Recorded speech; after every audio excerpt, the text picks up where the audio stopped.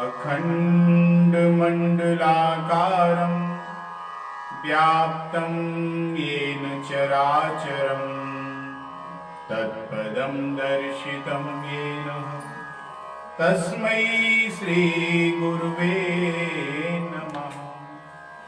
गुरुर्ब्रह्मा गुरुर्विष्णु गुरुर्देव महेश्वरा गुरुर्साक्षात् परब्रह्म तस्मै श्रीगुरुवे नमः। गजाननं भूतगणाधिसेवितं कपित्थजम्बूफलचारुभक्षणं उमासुतं शोकविनाशकारिणं नमामि विघ्नेश्वरपादपङ्कजम्। मनोजवं मारुततुल्यवेगं जितेन्द्रियं बुद्धिमतां वरिष्ठं वातात्मजवानरयूथमुख्यं श्रीरामदूतं शरणं प्रपद्ये। भक्ताविलासाचरितानुसारि दुग्धाधिचूरेण यशो विसारी कुमारिकानन्दिति घोषनारी मम प्रभु श्रीगिरिराजधारी। चारों दिश शोभित सदा जाके संत समाज सब देवन को मुकुटमणि बाबा श्री गिरिराज। नारायणं नमस्कृत्य नरं चैव नरोत्तमं देवीं सरस्वतीं व्यासं ततो जयमुदीरते। नमो गोभ्यः श्रीमतीभ्यः सौरभेयेभ्यो एव च नमो ब्रह्मसुताभ्यश्च पवित्राभ्यो नमो नमः। भक्ति भक्ति भगवन्ति गुरु चतुर्नाम वपुएक इनके पद वंदन किए नासहि विघ्न अनेक।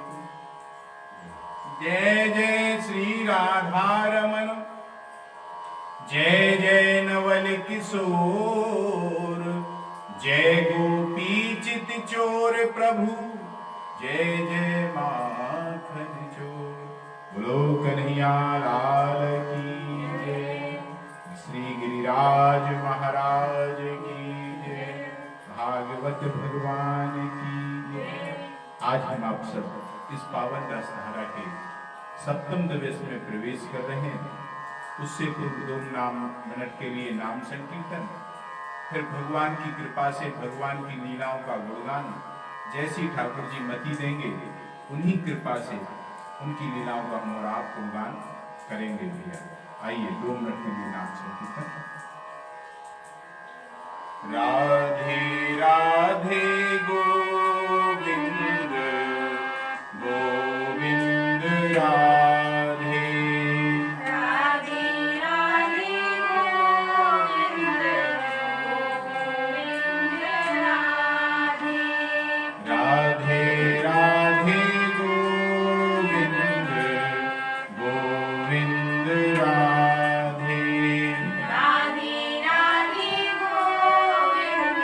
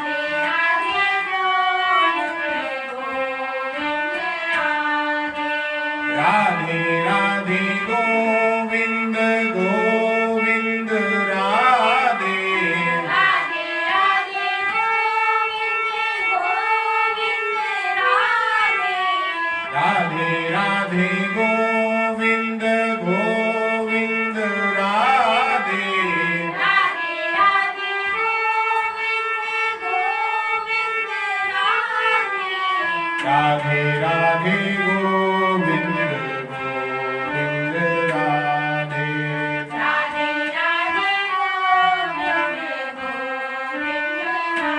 राधे राधे राधे गोविंद गोविंद राधे राधे राधे गोविंद गोविंद राधे गोविंद राधे गोविंद राधे गोपाल राधे गोपाल राधे राधे राधे गोविंद गोविंद राधे राधे राधे गोविंद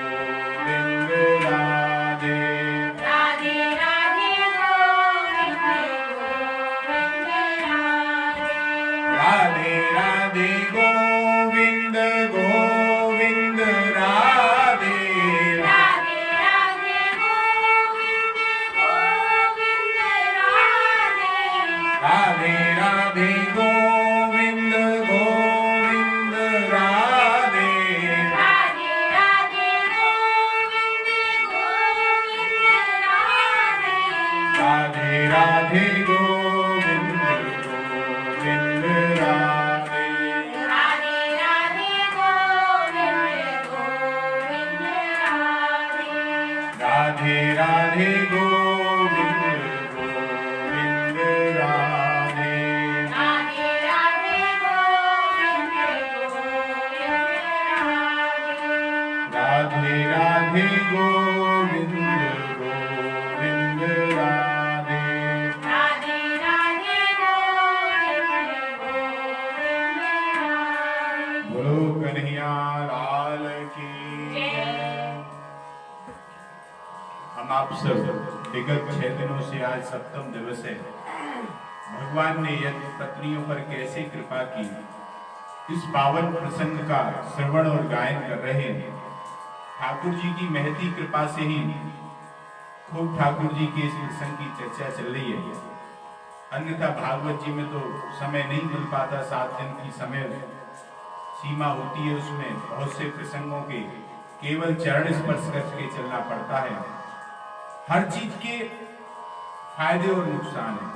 वर्तमान में जो वैश्विक महामारी है आई है, इसका सभी को नुकसान है, लोग बड़े परेशान हैं, व्यापार धंधे छूट गए, लेकिन ये भी है कि आत्मचिंतन करने का, अपने आप को रिचार्ज करने का भी अवसर है। तो ऐसे अवसरों का व्यक्ति के ऊपर है, आधे गिलास को खाली देखे या भरा देखे, समय का सदुपयोग करे या दुरुपयोग करे। तो ठाकुर जी की कृपा से हम आप सब इस समय का सदुपयोग कर रहे हैं।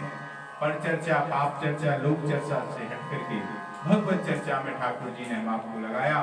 बड़ी महती कृपा है भगवान की, जो इस घोर कलकाल में भी हम आप ठाकुर जी की लीला श्रवण कर रहे हैं। अथानुस्मृतः विप्रास्ते अनुतप्यन कृतागमगसः यदा विश्वेश्वरयोर्याञ्चामहन् नवीनं वयो दृष्टा स्त्रीणां भगवति कृष्णे भक्तिमिलोककीम् आत्मनं चातया हीनमनुतप्ता व्यगर्हन धिग्जन्मा नास्ति वृद्धः विद्यां धिग्वृतं धिग्बहुज्ञताम् धिग्कुलं धिग्क्रिया वयं गुरुवो नृणां स्वार्थे मुहामहे ध्वज। बोलो कन्हैया लाल की जय। कल तक के प्रसंग में हमने श्रवण किया, सुखदेव जी कहते हैं कि भगवान की आज्ञा पाकर ब्राह्मण पत्नियां यज्ञशाला में लौट आई। उनके मन में भय था कि उनके पति पिता पुत्र आदि उनकी आज्ञा ना मानकर उनके रोकने पर भी वह चली आई थी। इसलिए वे नाराज होंगे, रुष्ट होंगे, उनके मन में दुख होगा, वे घृणा करेंगे, हमारा तिरस्कार करेंगे। तो ये भगवान ने यह बात उन्होंने कही भी थी। भगवान ने कहा कि नहीं, तुम्हारा तिरस्कार नहीं होगा। उनके लौटने के कारण हम लोग विचार कर चुके हैं। लौटने का कारण कल हम आप लोगों ने विचार कर लिया, किस कारण से ये पत्नियां लौट के आई। लौटने के प्रधान कारणों में एक कारण तो यह है कि थोड़ा उनका कर्म बंधन शेष रह गया था, और जो प्रेमी पूर्णता हुए बिना, प्रेम की पूर्णता बने हुए यह कर्म बंधन नष्ट नहीं होता भैया। और दूसरा, भगवान चाहते थे कि उनके द्वारा उनके पतियों का, ब्राह्मणों का, विद्वानों को शिक्षा मिले। वे बहुत बड़े आचार्य हैं, अच्छे शास्त्रविद हैं, कर्मकांडी हैं, सदाचारी हैं, बहुत अच्छे विचारों के हैं, अच्छे आचरणों के हैं, परंतु शास्त्राभिमान उनमें अभी जीवित है। भगवान के चरणों की ओर रति नहीं है उन लोगों की। और जब ये ब्राह्मण पत्नियां लौटेंगी यहाँ के इस मंगल में प्रेम के वातावरण के संग को पाकर, तो इनके संग से, इन ब्राह्मण पत्नियों के दर्शन से उनमें प्रेम का प्रादुर्भाव हो जाएगा। उनका सदाचार का फल उन्हें मिलना ही चाहिए ब्राह्मणों को। दूसरे, उन पत्नियों के साथ इनका संबंध हुआ है, तो ऐसे भगवान प्रेमियों के साथ संबंध होना भी बड़े पुण्य की बात है कि तुम्हारा किसी भगवत प्रेमी से संबंध हो। भगवत संगी हो तो उनका संग होना, उनका पड़ोसी का संग होना, उसके गांव का भी संग होना बहुत लाभदायक होता है। इन सब बातों को लेकर के देखकर भगवान ने इन यज्ञ पत्नियों को लौटाया, और लौटते समय उनको बड़ा भारी दुख था, बड़ा हृदय में क्लेश भी था। लौटना चाहती नहीं थी वो, और लौटने के लिए आई भी नहीं थी। वह आई तो श्री कृष्ण चरण की सेवा के लिए थी, परंतु भगवान की आज्ञा हुई कि तुम लौट जाओ, और आज्ञा पालन भी दास का कर्तव्य है। दास को चाहिए कि अपने स्वामी की आज्ञा का पालन करे, इसलिए भी वे लौट गई। यह मुख्यतः कारण रहे यज्ञ पत्नियों के लौटने के। और वहां जब गई तो इनके मन में तो थोड़ा सा डर था, विषाद था कि पिता, पुत्र, पति इत्यादि का बर्ताव बड़ा कड़ा होगा, कठोर होगा, परंतु भगवान की कृपा से इनके पति, पुत्र आदि इस बात की उनको स्मृति ही नहीं रह गई कि हम लोगों ने इनको रोका था और रोकने की चेष्टा की थी, वरना उनको दूर से देखते ही उनके मन में इन ब्राह्मणी पत्नियों के प्रति आदर बुद्धि पैदा हो गई, और उन ब्राह्मणों के मनों में बड़ा आदर उत्पन्न हो गया, और उनको ऐसा दिखाई दिया कि मानो हमारा यज्ञ सफल हो गया है।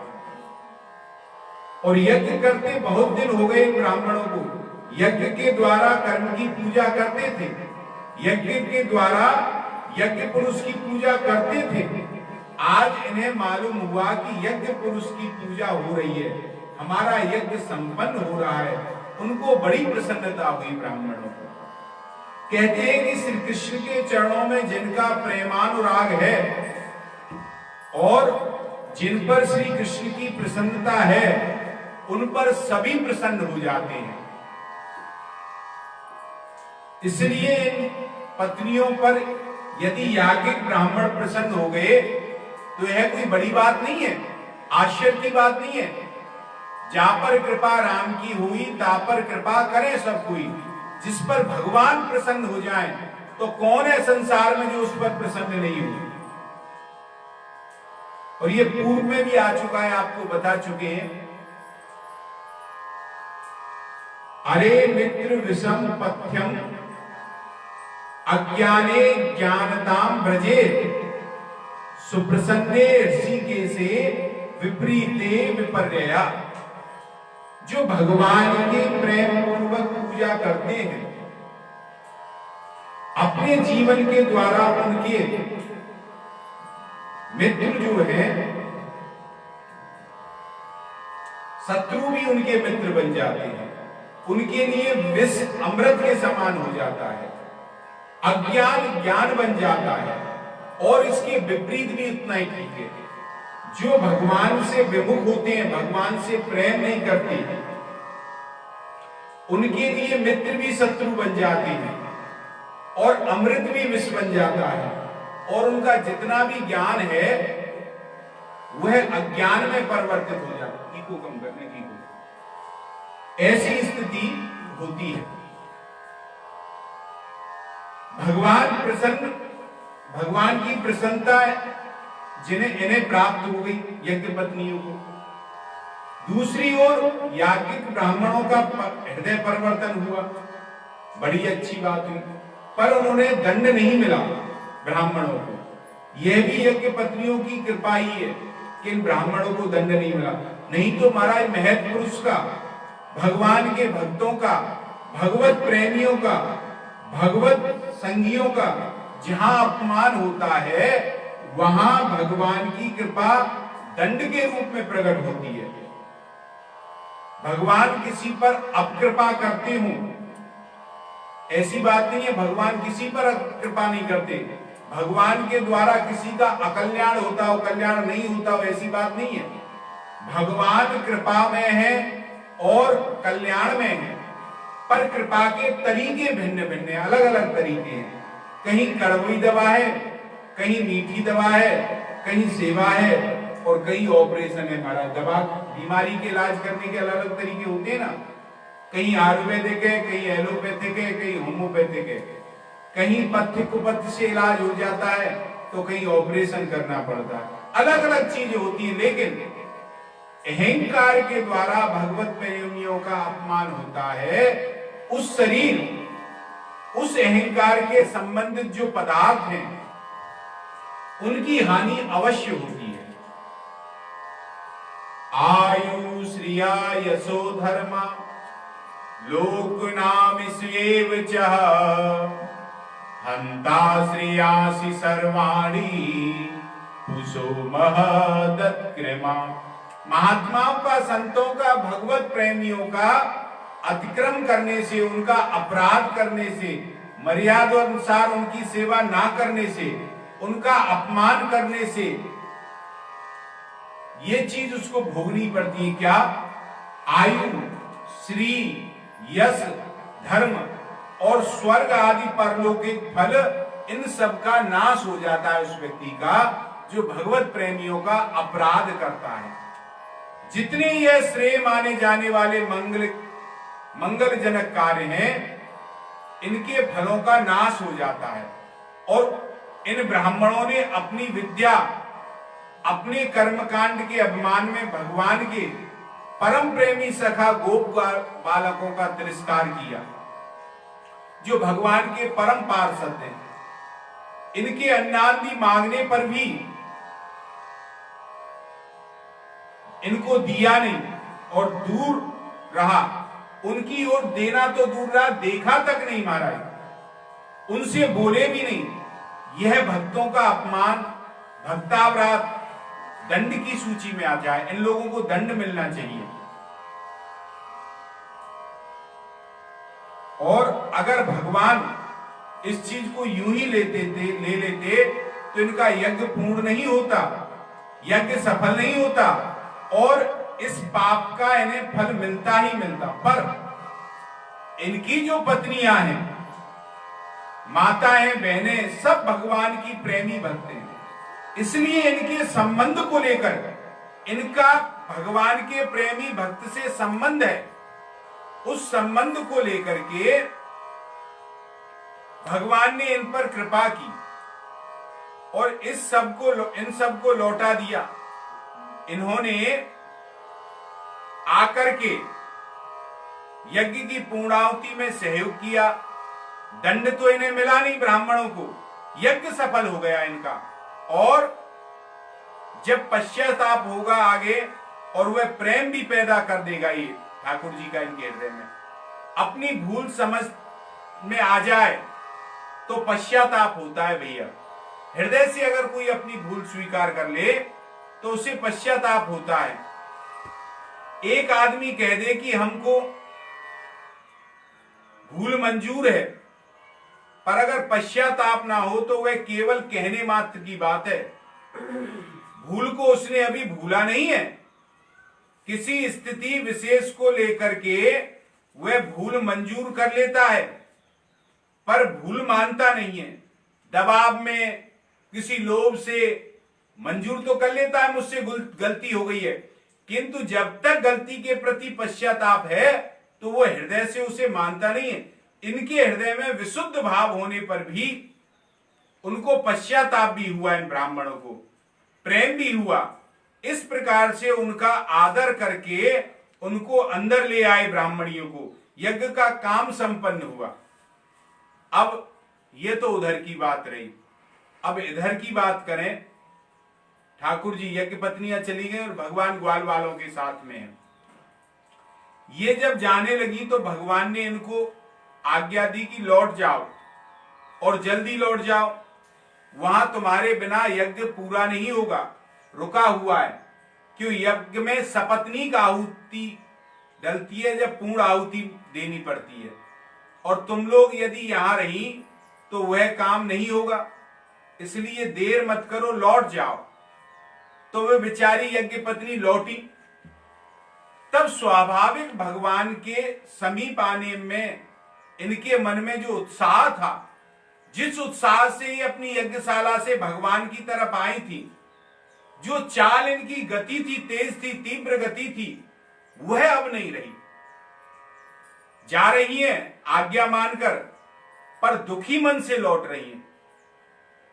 बार बार पीछे की ओर मुड़कर के देखती हैं, जाने का दुख हो रहा है, और जहां जा रही हैं वहां जाने में सुख नहीं है, परंतु भगवान की आज्ञा है, यह मानकर जाना है। इसलिए बड़ी मंद मंद गति से, बड़े भारी भारी पांव उठा करके बड़े धीरे धीरे देर से पहुंची थी। इसलिए ब्राह्मणों को प्रतीक्षा करनी पड़ी।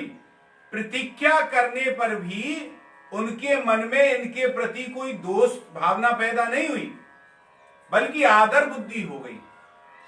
यह भगवान की कृपा ही है, भगवान का संग है। और जब यह जाने लगी तो भगवान ने कहा कि जल्दी जाओ। अब वह क्यों आई थी, किस निमित्त से आई थी? वह आई थी भगवान के चरणों के लिए, भगवान के चरणों की सेवा करने के लिए। अब वह बात तो उन्हें याद है, पर किस निमित्त को लेकर वह आई थी इसको भूल गई। सबके सिर पर भोजन के थाल की सामग्री, थाल रखे हुए हैं, नाना प्रकार के पदार्थ उन थालों में भरे हुए हैं। उनको पता ही नहीं है कि हम भजन लिए सर पर खड़ी हुई हैं। नहीं तो आते ही व्यक्ति क्या करता है, पहले भजन को उतारता है, सर पर जो भजन रखा होता है पहले उसे उतारता है व्यक्ति। किंतु इन्होंने तब बातचीत करता है पहले बोझ उतार करके, किंतु भावावेश में लोगों ने बातचीत आरंभ कर दी। पहले आ चुकी हैं, आ चुका है कि इन लोगों ने जाकर देखा और वह श्याम सुंदर का स्वरूप, रूप सौंदर्य इन्हें दिखाई दिया। इन लोगों ने उस रूप को अंदर ले गई और आंखें मूंद ली, कहीं ये नेत्रों के रास्ते से ही बाहर नहीं निकल जाएं, और एक पत्थर की मूर्ति की तरह खड़ी हो गई। उनको ध्यान ही नहीं है कि हम बोझ लिए हुए खड़े हैं और उसको यहां उतारना है, हमें वजन को यहां लेकर के आई हम भोजन सामग्री, ये भूखे इनके लिए हम भोजन लेके आई, यह उनको भान ही नहीं है। और जब भगवान ने कहा कि लौट जाओ तो वे लौटने लगी। और बच्चों ने, बालकों ने देखा कि ये तो बड़ा अनर्थ हो रहा है भैया, ना मालूम इनकी आपस में क्या बात हुई। तो बच्चों समझे नहीं इस बात को कि दोनों में, गोपियों में और भगवान में क्या बात हुई। सुखदेव जी ने कुछ सोचा और उसे समझा। इन्होंने जो कुछ कहा तो भगवान ने उत्तर दिया बालकों को कि यह उन्हें सुना लिया, पर बच्चों तो अभी खाने की जल्दी है, उन्हें खाने की चीज चाहिए, भोजन चाहिए, इसलिए आए हैं। और ये चल दी। जब भगवान ने कहा लौट जाओ, तो वह ब्राह्मणियां घूम गई, और घूम गई सिर पर वैसे ही सामान लिए हुए। और बालकन ने भगवान से कहा कि यह जो तो जा रही है।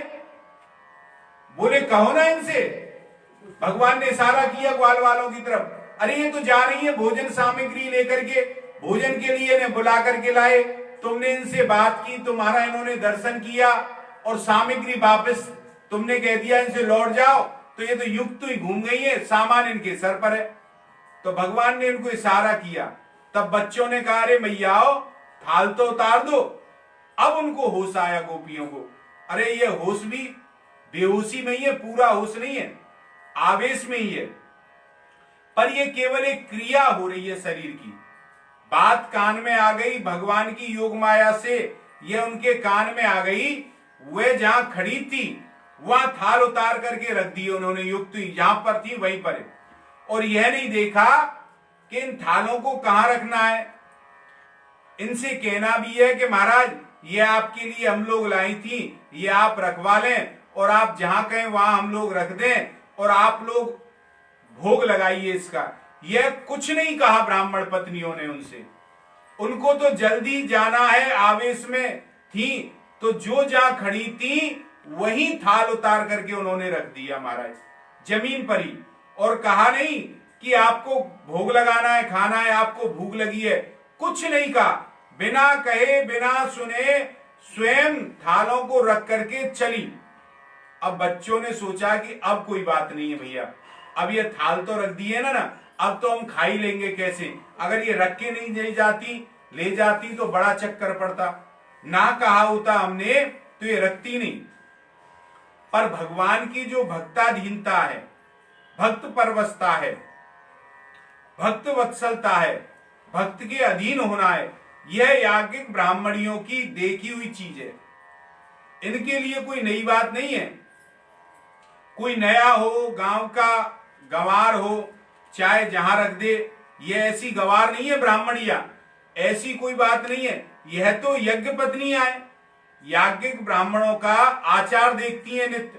रोज जब यह रसोई बनाकर रखती हैं, ब्राह्मणों के चौकियों पर तो ठीक से धोकर रखती हैं, और वहां फिर वेद मंत्रों का उच्चारण होता है, और यज्ञाग्नि में चरु पुरोडास आदि के रूप में समर्पण होता है। तब अग्नि के रूप से भगवान लेते हैं। पर भगवान हाथ से लेकर खाते हो ऐसा नहीं हुआ वहां कभी। अग्नि देवता के रूप में उसको खा लेते थे भगवान। देवता नित्य भगवान का अर्चन करते हैं, वह नित्य भगवान के दर्शन की आख्यानता में रहते हैं, पर भगवान के प्रति वेद विधि से नैवेद्य समर्पण करने पर भी भगवान स्वयं उसे हाथ में नहीं लेते। और यह सबके महान आराध्य भगवान, सबके परम पूज्य भगवान, इनको विधि के साथ जितनी चीजें अर्पित की जाएं ग्रहण कर लेते हैं, पर प्रत्यक्ष खाते नहीं है, उसके तत्व को ग्रहण कर लेते हैं। किंतु आज बिना विधि के, बिना कुछ कहे सुने ब्राह्मण रमणीय थालों को उसी अपवित्र जगह पर रख करके चल दी। यदि यहां पर अपवित्र तो कोई कुछ था ही नहीं, क्योंकि वहां एक एक कण जो था वह परम पवित्र था। किस लिए पवित्र था कि भगवान के जहां चरण टिके वह तो महान तीर्थों का तीर्थ है, उसका एक एक रज कण अनंत पापों का नाश करने में समर्थ है। लेकिन वैसे कर्म की दृष्टि से तो, लौकिक दृष्टि से तो जमीन पर ही खड़े थे ना, और वही थाल रख दिए, और कह करके गई नहीं कि आप यह लाकर थाल यहां पर रख दिए हैं, या यह भी कह देती कि हाँ हम लौट जाएं, जरा आप लोग पंक्ति बनाकर बैठ जाएं, हम लोग हाथ से परोस दें।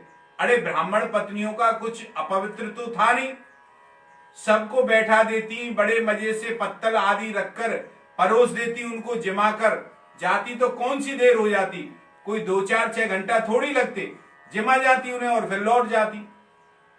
और जब ये लौट गई तो भगवान ने स्वयं कहा बालकों से, श्रीदामा सुलबल आदि के, कि देखो भैया, तुम लोगन को तो भूख लगी है और तुम अभी तो इशारों कर रहे थे, अब देखो ना ये सब चीज तैयार हैं, तो आओ हम सब खावें। और वे बोले कैसे भगवान, कि यह तो भगवान ने देखी थोड़ो सो है और हम लोग हैं हजार लाखन की संख्या में। भगवान बोले तुम सब एक काम करो, बैठ जाओ। और सब ग्वाल वालन को बैठा दिया और कही कि तुम सब बैठो और आज परोसेंगे हम। भगवान ने कही पहले तुम बैठ जाओ, परोसगाई हम करेंगे।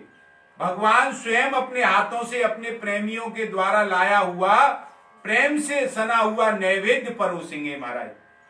भगवान को वस्तुओं की भूख नहीं रहती, भगवान को भूख लगती नहीं है। भगवान में किसी भी कामना का, आख्याका का, आसक्ति का तो सर्वथा अभाव ही है। कोई कामना नहीं, कोई आसक्ति नहीं। प्रेमियों की आख्याख्या ही उनके अंदर उदित होती है और प्रेम रस स्वादन ही इनके अंदर आकांक्षा के रूप में उदय होता है। यह भक्तों का दिया हुआ उन बड़ा मंगल में है, बड़ा पवित्र है, बड़ा प्रेम में है और रस में है भैया। इसकी जैसी मिठास है वैसी कहीं दुनिया में मिठास नहीं है। और यह सच्ची बात है कि ब्राह्मण पत्नियों में बड़ा प्रेम था, अंदर बड़े प्रेम की भावना थी उनमें, कोई संदेह नहीं है। परंतु गोप बालक यदि ना जाते तो नहीं मिलता ये प्रसाद। भाई गोप बालक गए, पहले उन्होंने कहा तो ही तो मिला। भगवान समझते हैं कि यह हमारे सखा, हमारे मित्र, ये बालक हमारी सुनकर कह देते कि हम तो मांगने नहीं जाएंगे, तुमको जाना हो तो मांग कर लाओ, और भगवान का काम खराब हो जाता। इसलिए जाते समय भगवान ने कह दिया कि अगर तुमको मांगने में लज्जा लगे तो तुम अपनी मत कहना, हम दोनों भाइयों की कह देना कि कृष्ण बलराम मां बैठे हैं, उनके लिए लिया है, अपने लिए नहीं। दूसरे के लिए मांगने में कोई लज्जा नहीं है। अब यह बच्चाओं ने जाते समय, बालक अगर नहीं जाते तो ये अमृत में पदार्थ भोजन कैसे प्राप्त होता, भगवान ने सोचा। तो भगवान को पदार्थों की भूख नहीं, पदार्थों की प्यास नहीं, प्रेम की भूख है भगवान को, प्रेम की पिपासा है। और प्रेम से दिया हुआ कोई भी पदार्थ भगवान को अत्यंत प्रीत कर लगता है। और वे बड़े प्रेम से थाल सजा सजा कर लाई, पर इनके लेने में हेतु थे वह गोप बालक। अगर गोप बालक नहीं जाते तो वह नहीं लाती। आज भगवान ने सोचा कि ये प्रेमियों का लाया हुआ और प्रेम का अत्यंत पवित्र जो पदार्थ है, भोजन है, जिसमें प्रेम है, वही परम पवित्र है। और वे इसे यहां छोड़ गई हैं, इसलिए इसे स्वयं नहीं परोसी कि आज इन बालकों को हम परोसें अपने हाथ से। भगवान ने इनको पुरस्कार मिलना चाहिए बालकों को, केवल खाने की चीज ही मिल गई तो इतना काम तो इन्होंने किया ही है था। और ये सब बैठे रहे और हम परोसें।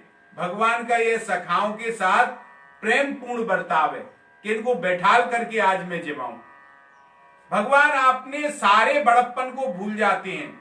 कोई आदमी बड़प्पन को लिए रहे तो वहां पर प्रेम का प्रादुर्भाव नहीं होता, प्रेम का उदय नहीं होता, वहां अहंकार रहता है, प्रेम नहीं रहता। और अभिमानियों में प्रेम रहता नहीं है। भगवान यहां अभिमान शून्य, अभिमान तो उनमें कहीं है ही नहीं। वैसे भगवान में उनका स्वरूप ही भगवान का सच्चिदानंद रूप है, सच्चिदानंद स्वरूप है। लेकिन यहां भगवान को अपनी भगवत्ता, सत्ता, महत्ता को एक किनारे रखकर इन गोप बालकों की सेवा करनी है। भगवान खड़े हो गए, भैया हम तो कहीं गए नहीं, भगवान ने सोचा।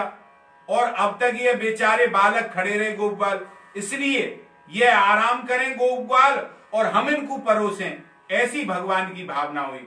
भगवान ने कहा कि तुम सब बैठ जाओ भैया, और स्वयं परोसने लगे भगवान। दूसरी बात यह हुई कि भगवान का जिसमें हाथ लग जाए, भगवान कौन है, अनंत स्वरूप है, और अनंत का स्पर्श अनंत बना देता है। जिससे अनंत स्वरूप का स्पर्श हो जाए वह वस्तु पदार्थ भी अनंत हो जाता है। तो यज्ञ पत्नियां जो थाल लेकर के आई थी वह तो परामित पदार्थ ही थे, बहुत ज्यादा नहीं थे, और ये गोप ग्वाल लाखों लाखों की में बच्चा, तो सबको खाने को सामान चाहिए और वे लेकर के थोड़ा सा आई। पर जितने गए थे उन्हीं को खिलाया जाए यह भी ठीक नहीं है। जितने गोप बालक यहाँ हैं सबको बैठाल करके खिलाना है, भगवान की ऐसी इच्छा है। बोले आज तो कन्हैया परोसेंगे, आज खाएंगे भी ज्यादा। ग्वाल वालन ने कही आज कन्हैया अपने हाथ से परोसेंगे तो हम भैया ज्यादा ज्यादा खाएंगे। एक तो गोप ग्वाल बहुत ज्यादा और सामग्री भी परसीमित, तो अनंत के हाथ लगने से अनंत हो जाएगी महाराज। एक तो होता है भोजन करना कि मन के मारे महाराज भूख लग रही है, कोई प्रेम नहीं है, चीज भी अच्छी नहीं है, पर किसी प्रकार पेट तो भरना है, खा लेना है। उसमें आदमी भूख के अनुसार खा लेता है, लेकिन मन में आनंद नहीं होता है ऐसे भोजन में। और दूसरा भोजन वहां होता है जहां बराबरी का नाता होता है, व्यवहार निभाना होता है। आज हम उनके यहां गए थे, वे हमारे यहां आए, उसमें सभ्यता की प्रधानता होती है, ज्यादा सभ्यता होती है उसमें व्यवहार की प्रधानता है, प्रेम नहीं है, प्रेम की प्रधानता नहीं है। और व्यवहार की प्रधानता में ऊपर की बातें तो बहुत होती हैं, सभ्यता के नाते अच्छे आसन पर बैठाएंगे, अच्छी जगह पर बैठो, अच्छी थालियां दो, अच्छे बर्तन दो, खाने की चीज भी बड़ी खूब बढ़िया बढ़िया बनवाएंगे महाराज, और ऊपर से अच्छी हो और परोसने में बड़ी सभ्यता हो, बड़ा अच्छा ढंग हो, यह सब रहता है व्यवहार में। और जीवने वाले जो होते हैं और जिमाने वाले सब कोई सभ्यता का ध्यान रखते हैं, कोई असभ्यता नहीं करते।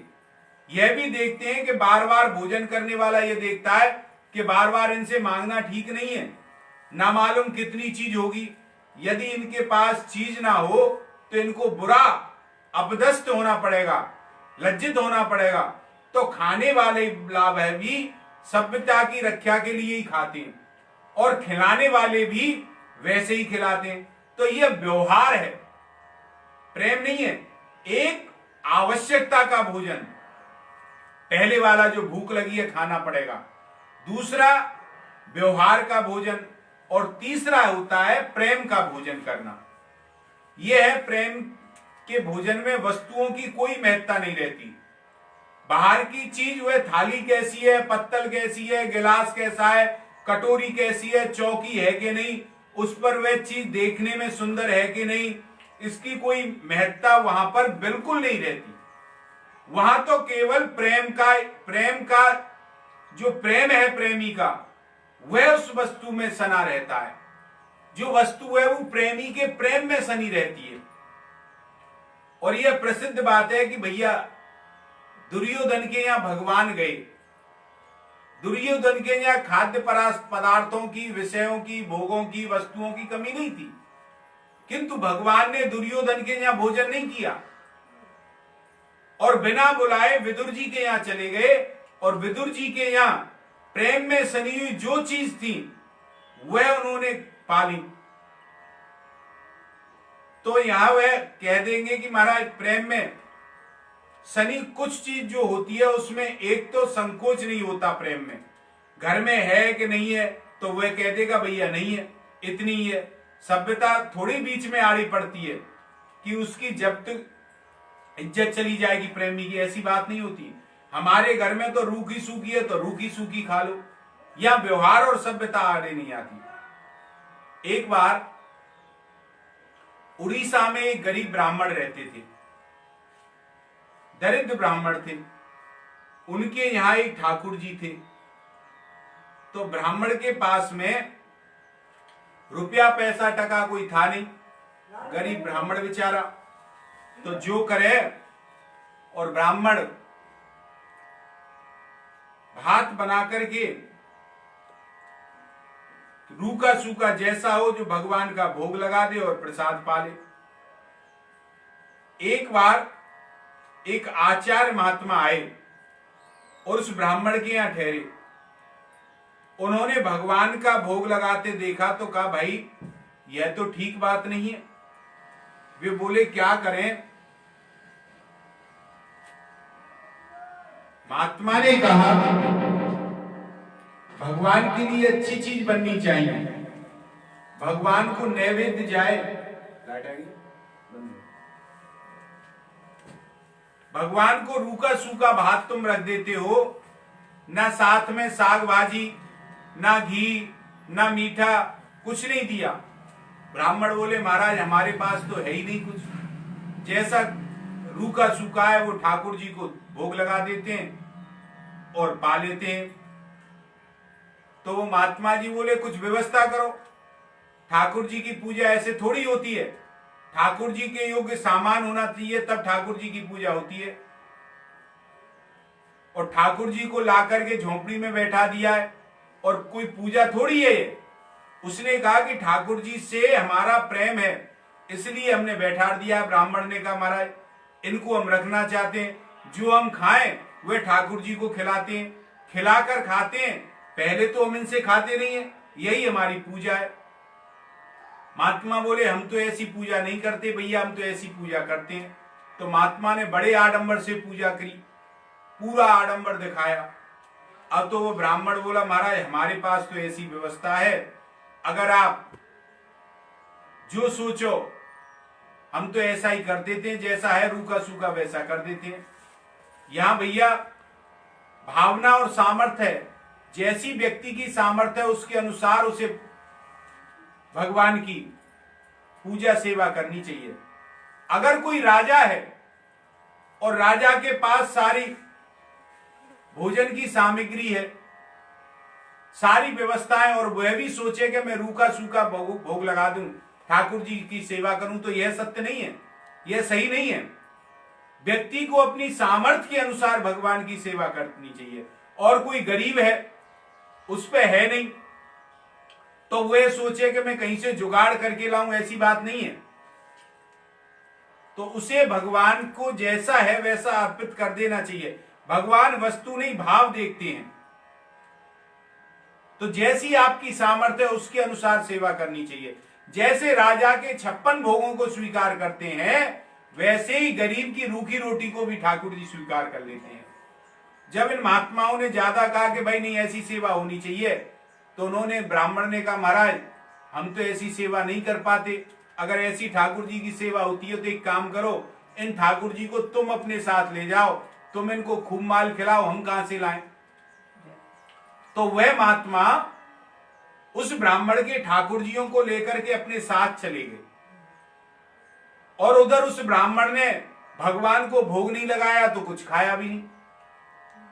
तो रात्रि में भगवान ने उस महात्मा को स्वप्न दिया कि महात्मा, या तो तुम एक काम करो, मुझे ले जाकर के उसी ब्राह्मण के पास पहुंचाओ, अन्यथा नहीं पहुंचाओगे तो तुम्हारी मृत्यु हो जाएगी। अब तो महाराज सुबह जगते हुए महात्मा दौड़े दौड़े आए, बोले भैया इन ठाकुर जी को तुम अपने को रखो। ब्राह्मण बोले, महाराज हमें कैसे रखें, आप बता रहे हो भगवान को रूखा सूखा भोग नहीं लगता, झोपड़ी में नहीं रखा जाता है, 56 भोग चाहिए, अच्छे अच्छे भोग चाहिए, तो वह हमारे पास तो है नहीं, और हमारे पास तो रूखी सूखी रोटी है, और इसलिए आप ही इनको रखो। तो ये हम इन्हें कहां से खिलाएंगे। ब्राह्मण ने कहा, ठाकुर जी बढ़िया चीज खाते हैं, हम इन्हें कहां से खाएंगे, अपने पास ले जाओ इनको। महात्मा बोले, नहीं नहीं तुम पास रखो इनके, और ये इनसे ही पूछो कैसे रहेंगे। तो ब्राह्मण ने भगवान से कहा, महाराज आपको बढ़िया बढ़िया खाना चाहिए, भोजन चाहिए, वह हमारे पास है नहीं। तो तब भगवान ने कहा कि हम यहां ही रहेंगे और जैसा तुम दोगे वैसा ही खाएंगे। तो भगवान प्रेम के भूखे हैं, जहां प्रेम होता है वही है। यह कहने का मतलब यह है कि जो तीसरा जो भोजन होता है वह प्रेम का होता है। प्रेम में संकोच नहीं होता, घर में जो है वह खाने को दे देते हैं, और सभ्यता में आंच नहीं आती, या कोई सभ्यता नहीं है। अच्छी चीज हो, स्वाद लगे तो बार बार मांगने में संकोच नहीं है, मांग लेते हैं, उसमें संकोच नहीं है। अगर होगी तो दे देगा, नहीं होगी तो कह देगा भैया इतनी चीज थी, ठीक है। बढ़िया चीज नहीं है तो ना देने में संकोच ना लेने में संकोच, तो ये प्रेम की स्थिति है भैया। तो भगवान ने देखा कि ये जो ग्वाल वाले हैं ये तो वैसे ही चुलबुले हैं, और दूसरी ये नई नई चीज बहुत सी पकवान बन के आए और फिर कहेंगे कि सबको बांट कर दो। इसलिए भगवान अनंत ग्वाल वालों की सेवा करने के लिए, प्रेम दान करने के लिए, उनकी लाई हुई वस्तुओं का समादार करने के लिए और वस्तुओं को अनंत बनाने के लिए अपने हाथ से ठाकुर जी ग्वाल वालों के लिए परोसने लगे महाराज। उनका स्पर्श होते ही भगवान का अन्य व्यंजनादि थे उनमें दो चीजें हो गई। एक चीज तो उनमें मिठास और अनंत हो गई। एक तो मिठास में और भी मिठास आ गई, पहले मीठे थे और मीठे हो गए भगवान का स्पर्श से। माधुर्य तो था ही पर और हो गए। और अब बच्चा आपस में कहने लगे कि देखो ना, आज तो कन्हैया परोस रहे हो, बड़ो मीठो लग रहे हो, बड़ी अच्छी चीज लग रही है, और ये परोस रहे हो तो स्वाद ही कछु और आ रहे हो। कन्हैया परोस रहे हैं। और काऊ प्रेमी के हाथ की चीज मीठी है ही जाए भैया, स्वाभाविक है। और वैरी के हाथ की, काऊ शत्रु के हाथ की मीठी चीजों तुम खाओगे तो वह खारी लगेगी। पहले ये बहम है जाएगा कि कहीं जहर वहर तो नहीं मिला दियो यानी। तो जिसके प्रति संदेह होता है उसकी बढ़िया से बढ़िया चीज भी संदेह पैदा कर देती है।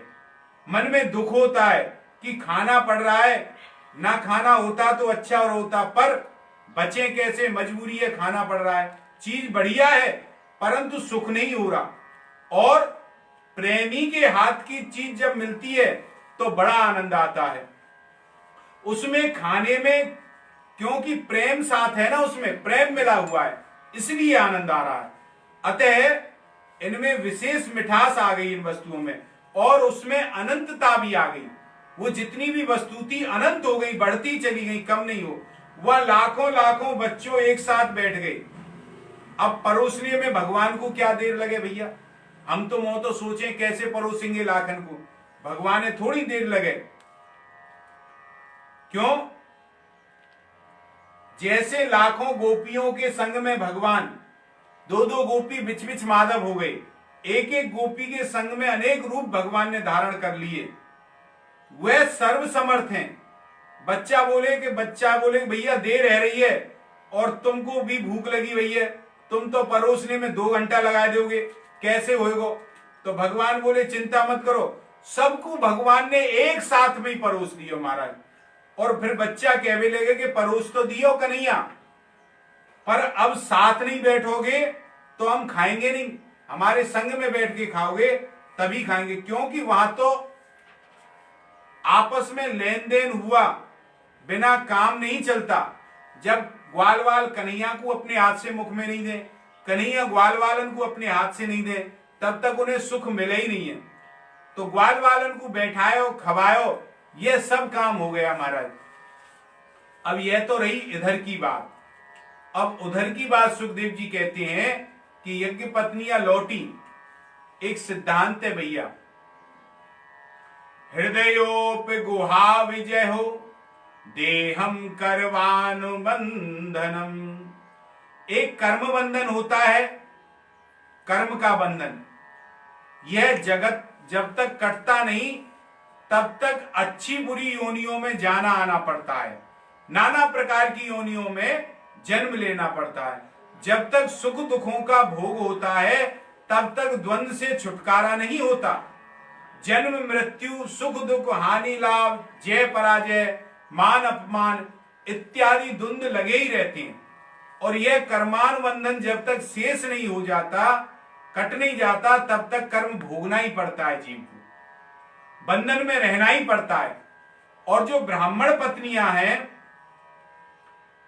पत्नियां का भी कर्म बंधन में थी। ये यथा योग्य सबकी सेवा करती, घर का सारा काम करती, बड़ी सदाचारणी, बड़ी पवित्र पतिव्रता, बड़ी सतियां, सब प्रकार से सुयोग अधिकारिणी थी।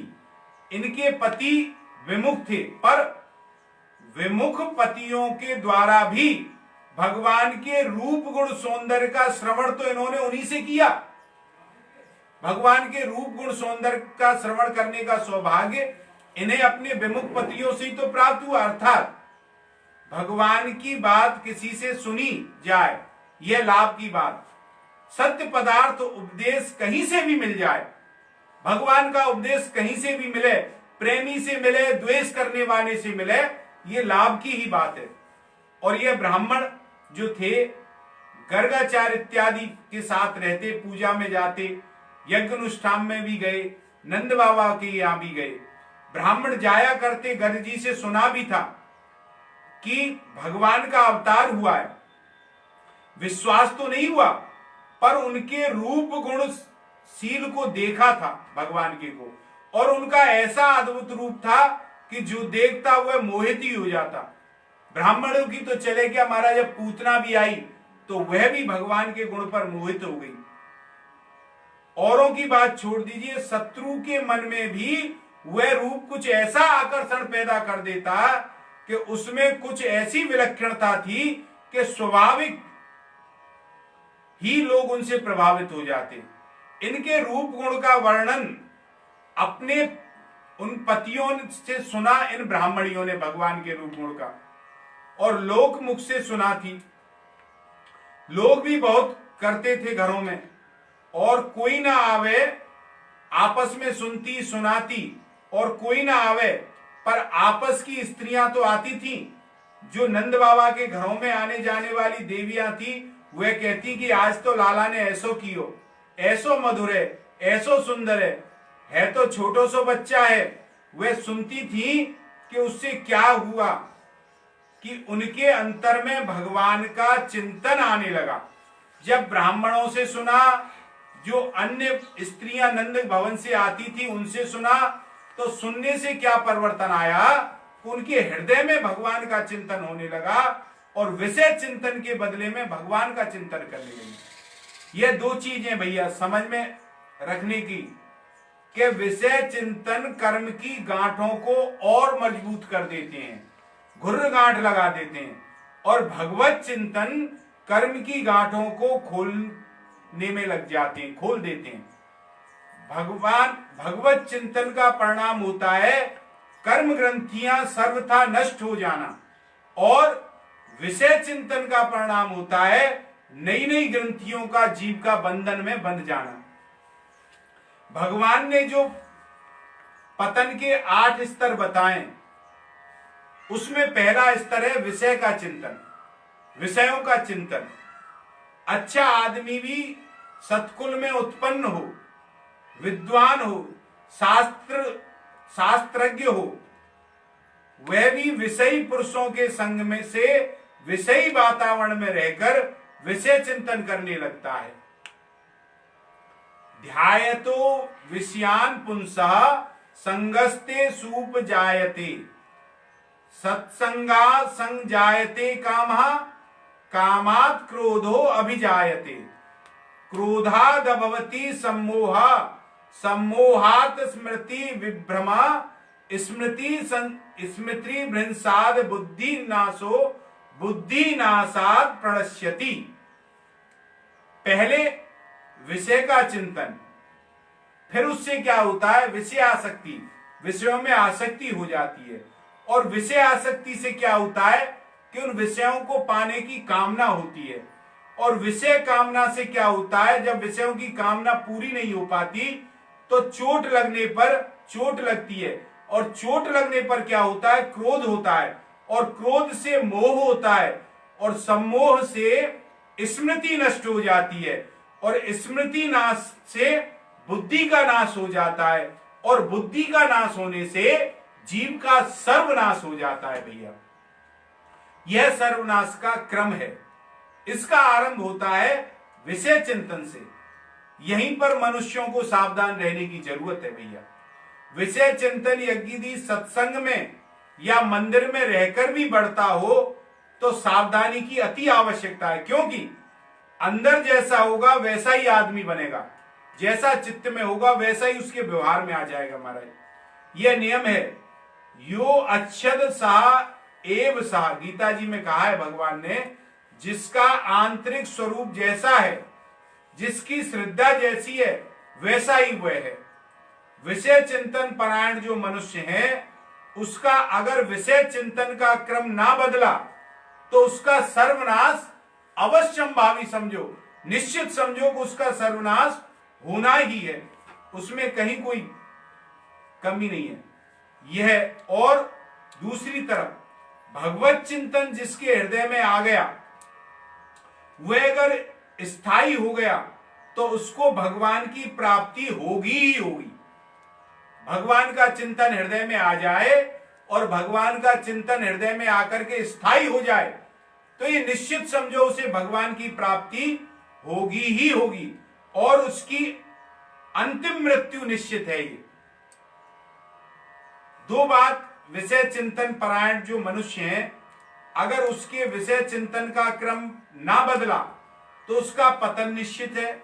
और भगवत चिंतन में लगे हुए मनुष्य का यदि भगवत चिंतन बढ़ता गया और भगवत चिंतन परायण जीवन हो गया तो उसका यह अंतिम जीवन है, उसकी मृत्यु की मृत्यु हो जाती है, उसे पुनः जन्म नहीं लेना पड़ता, भगवान को प्राप्त हो जाएगा।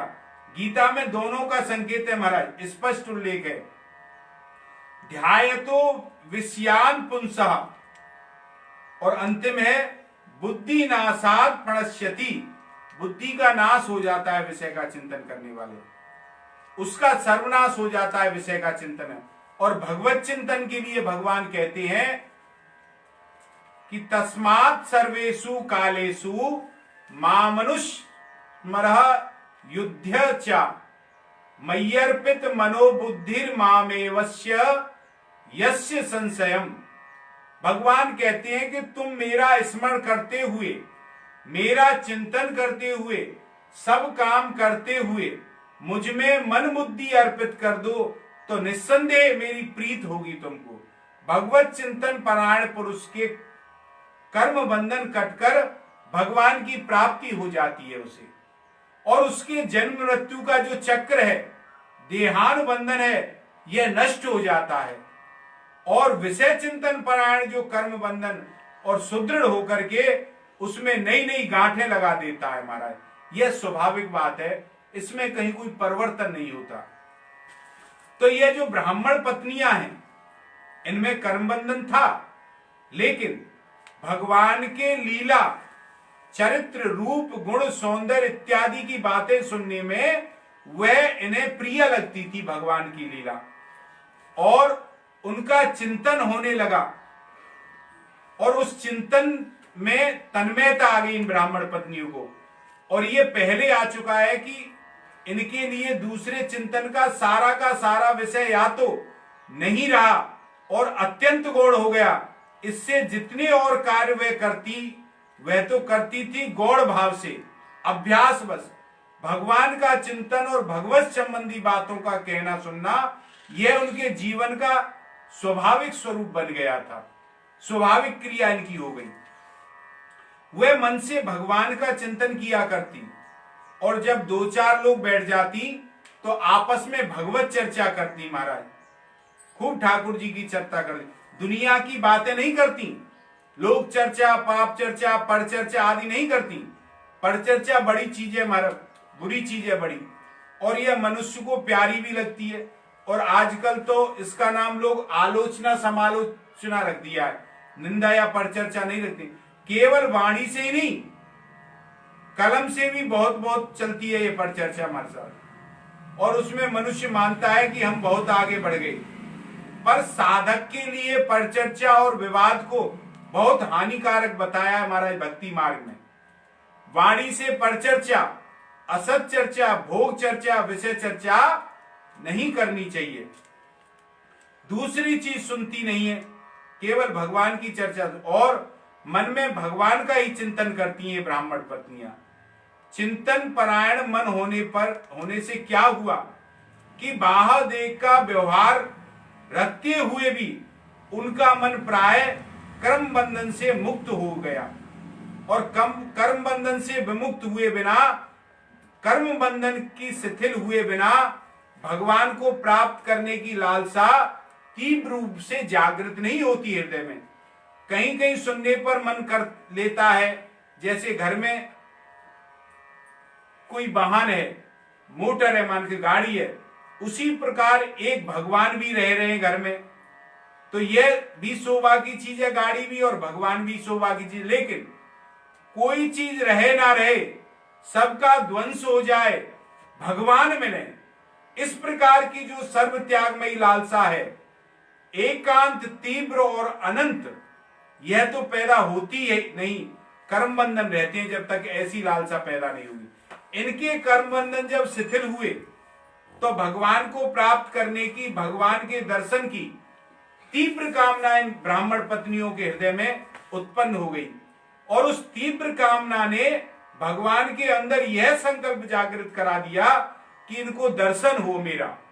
इसी बहाने से ये यज्ञ पत्नियां सारी की सारी लीला संपन्न हुई, इसलिए इनके कर्म बंधन रहा नहीं, और रहा सा अंश भी नष्ट कर दिया भगवान ने। भगवान के साथ संबंध होने जाने पर तो उनका कर्म बंधन कट ही गया, जिससे आगे जाकर उनके पुनर्जन्म लेना पड़े, ऐसी बात नहीं है। पुनर्जन्म में वे भगवान के सानिध्य में ना रहकर किसी लोक विशेष में, किसी देह विशेष में जाएं, यह चीज तो अब रही नहीं इन ब्राह्मण पत्नियों की। रहा शेष प्रारब्ध, तो यह प्रारब्ध ने घर के कामों में उन्हें कुछ समय तक लिप्त रखा। और यह कर्म बंधन दो तरह के होते हैं भैया, एक कर्म बंधन इसी जन्म तक के लिए, शरीर की श्वास की समाप्ति तक के लिए रहता है, और एक नए नए जन्म देने वाला होता है। तो यह जो जीवन मुक्त पुरुष होते हैं उनका भी यही होता है, उनका कर्म बंधन पूर्व जन्म देने वाला कट जाता है। उनके प्राण निकलने पर, उनके देहपात होने पर प्राणोत्क्रम नहीं होता, वे तत्वज्ञ भगवान के तत्व में मिल जाते हैं। और प्रेमियों में भी गुणातीत अवस्था आ जाती है, उनका कर्म बंधन कट जाता है, फिर वे भगवान के सेवाधिकारी प्राप्त कर लेते हैं, करके पार्षद देह, दिव्य देह के द्वारा भगवान की दिव्य सन्निधि में रहते हैं, जैसे अर्जुन रहे। यह कथा महाभारत में आती है। अब गीता का श्रोता अर्जुन के समान तो कोई हो नहीं सकता भैया, जिनके लिए स्वयं भगवान ने गीता गाई। इष्टो असी में तथा अनियु सवे कहा, अधिकारी माना, देवी संपदा को प्राप्त माना। स्वर्गारोहण पर्व में आता है कि भगवान के दिव्य लोक में युधिष्ठिर जी दर्शनार्थ गए, उन्होंने देखा कि भगवान का दिव्य मंगल विग्रह वहां पर है, और भगवान के आयुध आभूषण के साथ साथ दिव्य देह में अर्जुन भगवान की सेवा कर रहे हैं। तो भैया प्रेमियों को दिव्य देह की प्राप्ति होती है और तत्वज्ञों का उत्क्रमण नहीं होता। इस प्रकार से कर्म बंधन कट जाते हैं, लेकिन कर्म बंधन जो कट जाते हैं तब भी वह प्रारब्ध शेष रह जाता है, जिसके लिए शरीर बना है। उस प्रारब्ध को भोग होता है। वह भोग दो तरह से होता है, एक तो सुख दुख की कल्पना के साथ, और एक माया कार्य मानकर तथा भगवान का मंगल में विधान मानकर। इन दोनों में दुख नहीं रहता। भगवान का मंगल में विधान मानने पर, भगवान का मंगल में विधान मानने पर दुख नहीं होता बिल्कुल भी। किसी प्रकार की प्रतिकूल परिस्थिति हो जाए जगत में, रोग शोक दुख हानि, धन हानि, मान हानि, अपमान, ये जितने भी द्वंद्व हैं, इन द्वंद्वों में से किसी भी द्वंद्व की प्राप्ति हो, भगवान का मंगल में विधान जिसकी दृष्टि में है, उसको प्रत्येक स्थिति में मन में भगवान के मंगल विधान का स्पर्श होता है, और मंगल के स्पर्श के उसके अंदर मंगलमयता उदय होगा। दुख नहीं, सुख नहीं, या जिसकी दृष्टि में जगत असत हो गया है, उसके व्यवहार में दृश्य दृष्टा की कल्पना है, परंतु वास्तव में दृष्टा दृश्य दर्शन तीनों का अभाव होकर एकमात्र तत्व रह गया है। कैसे? जैसे स्वप्न में जगे हुए, स्वप्न से कोई जागता है, पुरुष को जैसे स्वप्न के दृश्य में बुद्धि होती है, वैसे ही बुद्धि से जगत में वह व्यक्ति रहता है। यह प्रारब्ध के कर्म बंधन दो प्रकार के भोगे जाते हैं भैया। प्रेमी और ज्ञानी भोगते हैं, उनको भगवान का मंगलमय विधान या माया की अनेक प्रक्रिया मानकर, और संसार के लोग भोगते हैं उसको सुख दुख मानकर। और जो सुख दुख मानकर भोगते हैं उनके आगे कर्म बंधन भी अभी तक कटे नहीं है। वे कट जाते हो, सुख दुख मानते हो, ऐसी बात नहीं है। तो इन ब्राह्मण पत्नियों के कर्म बंधन तो कट गए। अब इनको घर में रहने का एक ही दुख था, परंतु यह भगवान की आज्ञा, भगवान का मंगलमय विधान मान करके घर में रह रही हैं। इनको सेवाधिकार की प्राप्ति हो गई भगवान के वरदान से। लेकिन कुछ दिनों तक, जब तक तुम्हारा ये पंच भौतिक देह है प्रारब्ध से निर्मित, तब तक तुम घर में रहो। इस शरीर से छूटने के बाद मेरी प्राप्ति हो जाएगी, तुमको दिव्य देह धारण करके मेरा सेवा का अवसर मिलेगा। तो जब से इन ब्राह्मणियों ने कर्म बंधन घर में रहने का तक का था, इस शरीर के समाप्ति का यह कर्म बंधन इस प्रकार से कट गया कि भगवान की आज्ञा मानकर भगवान के आज्ञानुकूल आचरण करना, उसमें बड़ा आनंद है। भगवान को सुख इसमें है, इसलिए यह कर्म बंधन भी इनका कट गया। यह भगवान ने इन पर बड़ी कृपा की। कृपा सिद्धा यज्ञ पत्नी वैरोचनिक सुखादया। यज्ञ पत्नियां विरोचन महाराज बलि, सुखदेव जी, यह कृपा सिद्धि भक्तों के उदाहरण है महाराज। और भगवान की कृपा से इनको यह सिद्धि प्राप्त हो गई। और जिसने एक बार भगवान को देख लिया वह भगवान का ही हो जाता है। और जिसकी जब एक बार, चाहे विरोचन हो चाहे यज्ञ पत्नियां हो, इन्होंने ऐसा भगवान से प्रेम किया कि इनकी सहजी मस्ती रही। चाहे इस देह को धारण करके रहे, किंतु रहे मस्ती में ही। तो ये कहते हैं महाराज,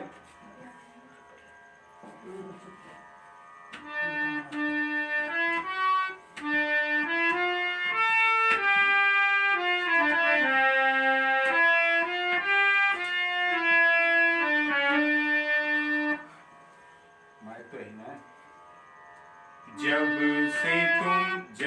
से तुम संग लो लगाई, मैं बड़ी मस्ती में हूँ। जब से तुम संग लो लगाई, मैं बड़ी मस्ती में हूँ। जब से तुम संग लो लगाई, मैं बड़ी मस्ती में हूँ। जब से तुम संग लो लगाई,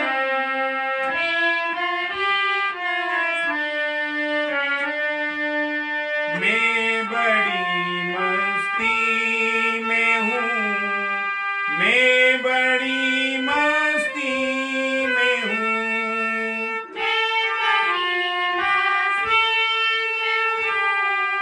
मैं बड़ी मस्ती में हूँ। करके तुम संग आस नाई, मैं बड़ी मस्ती में हूँ। करके तुम संग आस नाई, मैं बड़ी मस्ती में हूँ। छा गई आंखों में दिल में बस तेरी दीवानगी।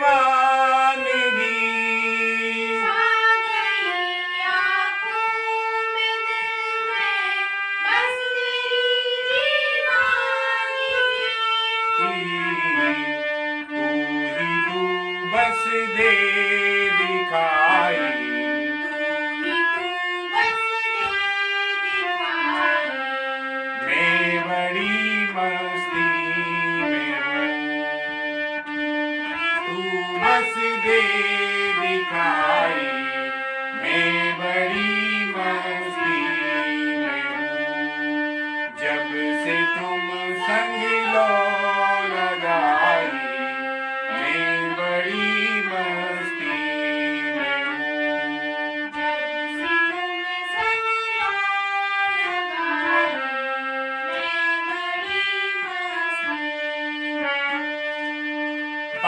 की चितवन सांवरी, मोहनी सूरत तेरी। बाकी चितवन सांवरी, मोहनी सूरत तेरी। जब से दिल में है समाई, जब से दिल में है समाई, मैं बड़ी मस्ती में हूँ। जब से तुम संग लो लगाई, मैं बड़ी मस्ती में हूँ। अब तलक है गूंजती बांसुरी ये रसमयी। अब तलक है गूंजती बांसुरी ये रसमयी। तान जो तुमने सुनाई, तान जो तुमने सुनाई, मैं बड़ी मस्ती में हूँ। जब से तुम संग लो लगाई, मैं बड़ी मस्ती में हूँ। ना मजा सुख में न दुख में, दर्द का एहसास है। ना मजा सुख में, दर्द का एहसास है। वेद तू ही दवाई, वेद तू ही दवाई, मैं बड़ी मस्ती में हूँ। जब से तुम संग लो मस्ती में हूँ।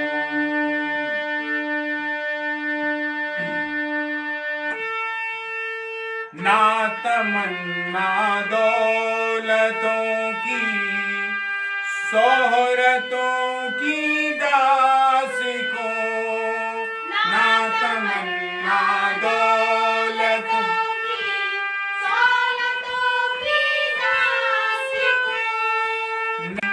शोहरतों की दास को।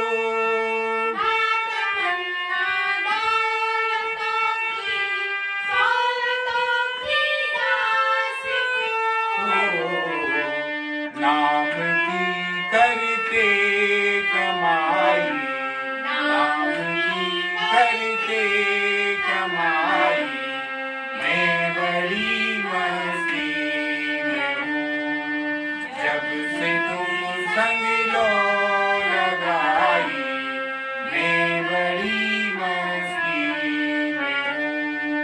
मैं बड़ी मस्ती में हूँ रे, मैं बड़ी मस्ती में हूँ।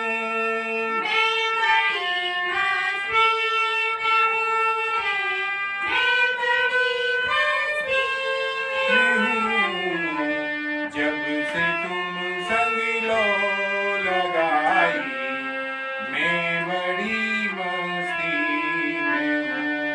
जब से तुम संग लो लगाई, मैं बड़ी मस्ती में हूँ। तो भैया, चाहे विरोचन हो चाहे यज्ञ पत्नियां हो, इन्होंने भगवान से जो लौ लगाई, देह को धारण करके भी बड़े आनंद में मस्ती में रहे। अब यह एक बात सुखदेव जी इस प्रसंग में बाकी रह गई थी। अब ब्राह्मणियों की बातचीत, ब्राह्मणों ने अपनी अपनी गृहिणियों को, माताओं को, पुत्रियों को, बहनों को देखा, और जब वे लौट करके आई, इनको देखते ही जो उनका इनमें एक क्षण का संग हुआ इनका ब्राह्मणियों से, उससे यह भगवान का साथ इनका मिलना हो गया, ऐसे समझो। ब्राह्मणों ने सोचा कि भगवान ने इनको स्वीकार कर लिया, भगवान ने इनको सेवाधिकार का वरदान दे दिया, और इन्होंने वहां जाकर के भगवान के दर्शन किए, मन ही मन भगवान के उस रूप का अंदर से आई हैं उनका हृदय में लगा लिया भगवान को और अपना दैन्य बतला दिया। सारी स्थितियों में मालूम हुआ कि यह उनका जो कृष्णानुराग है यह चरम सीमा पर जा पहुंचा था।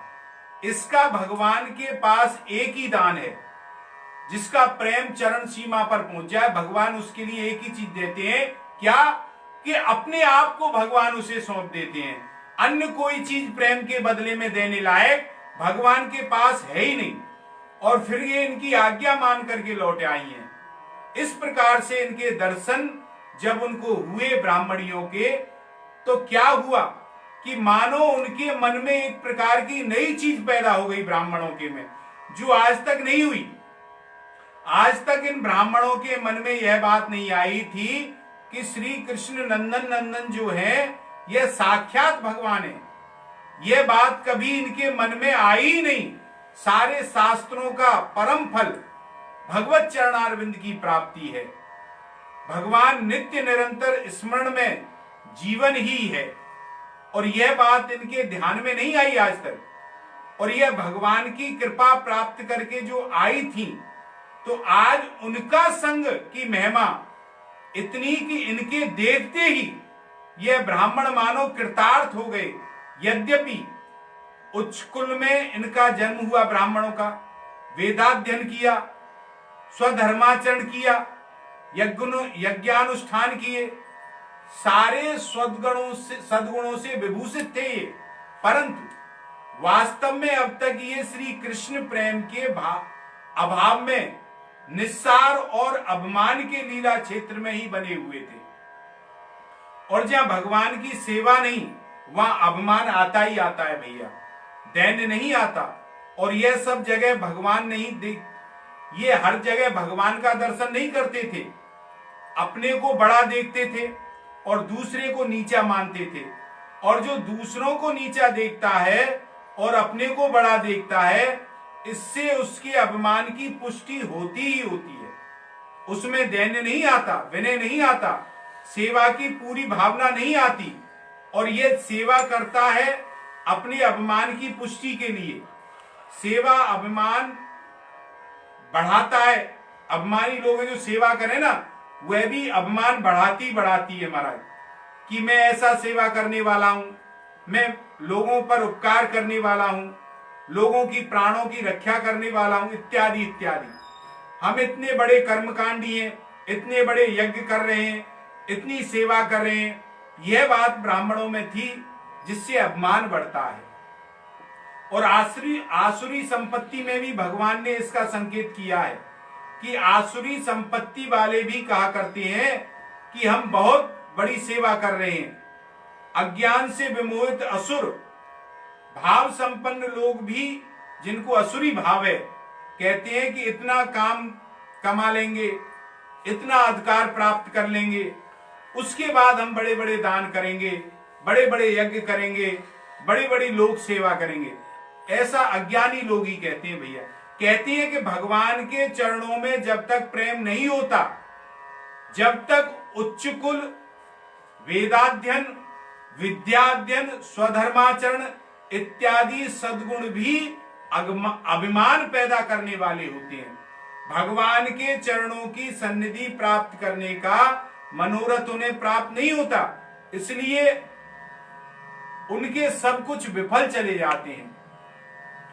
भगवत भक्ति विहीनस्य जाति शास्त्रम कुलम जपस जस्तपा अप्राणस्येव देहस्य मांडनम लोक रंजनम। यह स्कंद पुराण का वाक्य है कि मुर्दा कोई हो जिसमें प्राण नहीं हो, उसे तुम खूब गहने पहना दो, खूब सजा दो, लोग उसे देखें, भले ही वह सजा हुआ शरीर से दिखे, किंतु उससे किसी की तृप्ति होगी क्या? किसी का उपकार कर सकेगा? वो नहीं कर सकेगा, यह संभव नहीं। इसी प्रकार भगवान की भक्ति से विहीन, उनकी उच्च जाति हो, उनका शास्त्र ज्ञान हो, उनका कुल हो, उनकी तपस्या हो, देखने में ऊंची लगने पर भी वास्तव में उनका अपना उपकार करती नहीं है, और ना उनका उपकार करती है, न किसी दूसरे का उपकार करती हैं, ये मृत पुरुष की भांति हैं। आज इन भगवत प्रेमियों का संग कर करके भगवत प्रेमियों के संग की बड़ी महिमा है महाराज। तुलियाम लवे नापी ना स्वर्गा नापुर ना पुनर्भवम भगवत संगी संगस्य मर्त्यानाम किमुतासिसः। कहते हैं भागवत जी में कि यह भागवत में आया है कि एक तरफ लौकिक समृद्धि हो, स्वर्ग का राज हो और पुनर्भव मोक्ष हो, और दूसरी तरफ भगवत प्रेमियों का लव मात्र एक क्षण मात्र का संग हो, तो कहते हैं कि लौकिक लाभ की तो कोई चर्चा ही नहीं, इन उसकी तो कोई बात ही नहीं, स्वर्ग भी कुछ नहीं है, अपुनर्भव मोक्ष भी कुछ नहीं है। एक पल का अगर भगवत प्रेमी का संग मिल जाए उसके सामने, इन भगवत प्रेमिकाओं का संग प्राप्त हुआ आज इन ब्राह्मणों को, पत्नियों के रूप में ने आज सत्संग प्राप्त हो गया। इस समय की इतनी महिमा है कि जिन ब्राह्मणों में शास्त्र ज्ञान का अभिमान था और अपने को सम्माननीय कृतार्थ मानते थे, उनको भगवान की बड़ी कृपा प्राप्त हुई कि यज्ञ पत्नियां भगवान के पास से लौट कर आई हैं और आकर के इनका यज्ञ पूर्ण हो गया। अब तक इनके मन में दोष की बात रही। अंतःकरण जब शुद्ध हो जाता है तो अंतःकरण की भीतर की आंखें खुल जाती हैं महाराज, ठीक हो जाती हैं, और मनुष्य भावों के अनुसार जगत को देखता है। जैसे हृदय में भाव होते हैं वैसे ही देखता है। चोर को सब चोर दिखाई देते हैं और संत को सब संत दिखाई देते हैं। अपने जैसा व्यक्ति सबको समझता है जैसे अंदर के भाव होते हैं। उसकी आंखें स्वाभाविक वैसी बन जाती हैं, जैसी अंदर की आंखें जब खुल जाती हैं तो वस्तु ठीक दिखाई दे जाती है, उसे अपने अनुरूप दिखाई देता है। इनमें इनके संग से आज एक चीज आ गई ब्राह्मणों में, अपने दोष दिखाई देने लगे आज इनको, और सब में गुण दिखाई देते, और खासकर अपनी पत्नियों में इनको ऐसा भान हुआ कि इनको हमने रोका। अरे रोका कैसे? भगवान के चरणों में जाने से रोका हमने। सबसे पहले तो यह परिस्थिति पैदा हुई मन में कि ये भगवान है साक्षात। अब तक भगवान कृष्ण को भगवान नहीं मानते थे, नंद का लड़का है, कोई विशेष कृपा है, किंतु आज एक परिवर्तन हो गया यज्ञ पत्नियों का संग करके कि भगवान है ये साक्षात कृष्ण। और यह पैदा होने के बाद अब पश्चाताप हुआ इनको कि हमने कितना अपराध किया, कि ये भगवान की सेवा के लिए जा रही थी। हम लोगों ने स्वयं सेवा तो की नहीं, बेचारे बच्चों को बिना भोजन के लौटा दिया, लेकिन इन लोगों को हमने जाने से रोका। हमारा काम तो था कि हम स्वयं इनके साथ जाते, स्वयं यज्ञ पुरुष की सेवा में उपस्थित होकर यज्ञ को संपन्न करते। उनके मन में बहुत अनुपात पैदा हो गया, पश्चाताप पैदा हो गया। उनके मन में एक बड़ी पश्चाताप की आग जल उठी ब्राह्मणों में कि हम लोगों ने दीर्घ काल तक जो कुछ किया उसमें हमारा कोई लाभ नहीं हुआ, और आज भक्त चूड़ामणि हमारी इन घर की देवियों के संग से इनको देखते ही हम आज कृतार्थ हो गए। असल में सच्चा संग वही है जो संग भगवान के प्रेमी के प्रेम को उत्पन्न कर दे, जिसके साथ रहने से भगवान के प्रति प्रेम हो जाए, भगवान के नाम लीला रूप में मन लग जाए, वही सच्चा सत्संग है भैया। कि बिनु सत्संग न हरि कथा, ते बिन मोह न भाग, और मोह गए बिनु राम पद, होई न दृढ़ अनुराग। रामचरित में तुलसीदास जी कहते हैं कि भगवान के चरणों में अनुराग जब तक नहीं हुआ तब तक मोह नहीं मिटा, और यह समझना चाहिए। और जब तक मोह नहीं मिटा तब तक समझना चाहिए कि हमने हरि की, भगवान की कथा सुनी ही नहीं, और भगवान की कथा के नाम पर हम कुछ ना जाने क्या क्या सुनते रहे। और जब तक ऐसी हरि कथा नहीं सुनी जाए तब तक सत्संग नहीं हुआ। और सत्संग का असली अर्थ हरि कथा ही है महाराज। और हरि कथा का अर्थ यही है कि मोह का नाश हो जाए, और जब तक मोह का नाश नहीं हुआ तब तक कथा नहीं सुनी। और मोह है भोगों में सुख। मोह क्या है? भोगों में सुख है मोह, और यह अस्थाई मोह है। इसका आस्था का सर्वनाश हो जाए तब मोह भंग हुआ मानो। और मोह भंग होते ही उनके चरणों में, भगवान के चरणों में अनुराग हो जाएगा। जब जीव का मोह भंग हो जाएगा तो इन यज्ञ पत्नियों का मोह भंग हो गया और उनके अनुराग का छींटा इन ब्राह्मणों पर पड़ गया केवल इन यज्ञ पत्नियों को देखने से। अब इनका मोह नाश तो हो गया, और मोह नाश होते ही अपनी पूर्व की क्रियाओं पर इनके मन में अनास्था पैदा हो गई। ये कहने लगे कि हमने व्यर्थ अपना जीवन गमाया, ये अवसर हमने यूं ही चला जाने दिया, जो कुछ किया अब तक जीवन में सब व्यर्थ किया। अपने आप को धिक्कारने लगे कि धिग जन्मा नास्त्री वृद्ध धिग विद्या धिग्यम व्रतम धिग्य बहुज्ञताम धिग कुलम धिग क्रिया दाक्ष्यम विमुखाये त्वद्योक्षये। भगवान के चरणों से जो विमुख हैं उनका उच्च कुल में जन्म, उनकी विद्या, उनके व्रत, उनकी बहुज्ञता, सर्वज्ञता, उनका कुल, उनकी क्रिया दक्षता, ये सब धिक्कार के योग हैं। इस प्रकार का पश्चाताप इन ब्राह्मणों में उत्पन्न हो गया। इस कथा का हमने आज श्रवण किया। पश्चाताप की उत्पत्ति हुई और पश्चाताप कैसे हुआ ये हम कल श्रवण करेंगे। आज के प्रसंग को यहीं विराम देंगे। 2 मिनट नाम संकीर्तन, फिर आज के प्रसंग को विराम। राधे राधे गोविंद गोविंद राधे। राधे राधे गोविंद राधे राधे राधे गोविंद गोविंद राधे। राधे राधे गोविंद गोविंद राधे राधे गोपाल राधे। गोविंद राधे गोपाल राधे राधे राधे गोविंद गोविंद राधे। राधे राधे गोविंद गोविंद राधे गोविंद राधे गोपाल